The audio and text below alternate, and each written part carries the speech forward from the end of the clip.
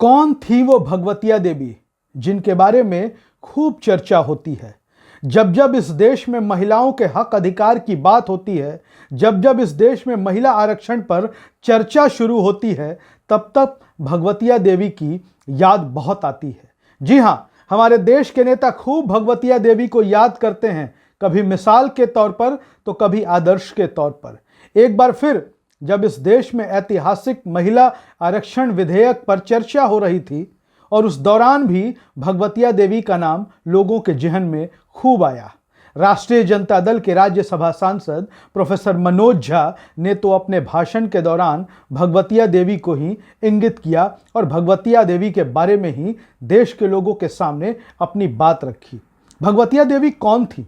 उनके बारे में हम आप इतना तो ज़रूर जानते हैं कि एक पत्थर तोड़ने वाली मजदूर महिला थी जो महादलित परिवार से आती थी और समाजवाद का हाथ पकड़कर उन्होंने लोकतंत्र के सबसे बड़े मंदिर के चौखट को चूमा था।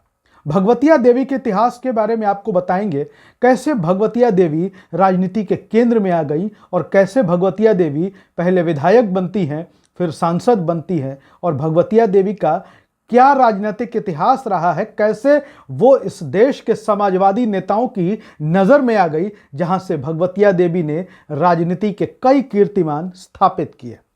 सबसे पहले आपको बता देते हैं कि भगवतिया देवी उस महिला का नाम है जिन्होंने 11वीं लोकसभा में गया का प्रतिनिधित्व किया था। जी हाँ, 1996 के लोकसभा चुनाव में वो जनता दल की उम्मीदवार थी, लालू प्रसाद यादव की पार्टी की। बता दें कि लालू प्रसाद यादव की पार्टी का नाम जनता दल ही था। बाद में जब जनता दल में विभाजन हुआ तो लालू प्रसाद यादव का एक अलग गुट बना जिसका नाम राष्ट्रीय जनता दल और चुनाव चिन्ह लालटेन छाप हुआ था। लेकिन जिस दौर में जनता दल था, लालू प्रसाद यादव ने भगवतिया देवी को लोकसभा का टिकट दिया। गया सुरक्षित लोकसभा क्षेत्र से भगवतिया देवी ने भारतीय जनता पार्टी के उम्मीदवार कृष्णा कुमार चौधरी को चुनाव में पराजित किया था। हालांकि बाद में फिर मध्यावधि चुनाव हुए और 1998 में फिर बीजेपी के कृष्णा कुमार चौधरी चुनाव जीत गए, भगवतिया देवी को चुनाव हारना पड़ा। लेकिन बताते हैं कि कैसे भगवतिया देवी सियासत की सीढ़ियां लगातार चढ़ती गई और कैसे भगवतिया देवी के राजनीतिक जीवन में उतार चढ़ाव भी देखने को मिला। आपको बता दें कि 1968-69 का वो साल था और सोशलिस्ट नेता, बिहार के जाने माने समाजवादी नेता थे उपेंद्र नाथ वर्मा। वो लगातार लोगों के बीच जाते थे, आम लोगों के बीच जाते थे, पार्टी की नीतियों का प्रचार प्रसार भी करते थे। और उपेंद्र नाथ वर्मा गया जिले का दौरा कर रहे थे और गया जिले के दौरे के क्रम में उनकी नज़र एक महिला पर पड़ी। वो महिला जो पत्थर तोड़ने वाली महिला थी, लेकिन अपने साथ काम करने वाले मजदूरों के बीच वो भाषण दे रही थी। और भाषण में किन मुद्दों पर?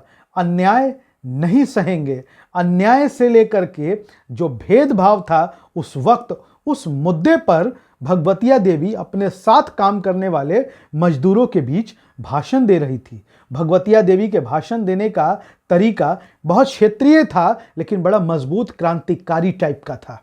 और आपको बता दें कि उपेंद्र नाथ वर्मा भगवतिया देवी को जब भाषण देते हुए देखते हैं तो वो वहीं पर ठहर जाते हैं, पूरा भाषण सुनते हैं और पूरा भाषण सुनने के बाद उनको लगता है कि ये कोई साधारण महिला नहीं है, ये मजदूर जरूर है लेकिन ये एक क्रांतिकारी महिला है।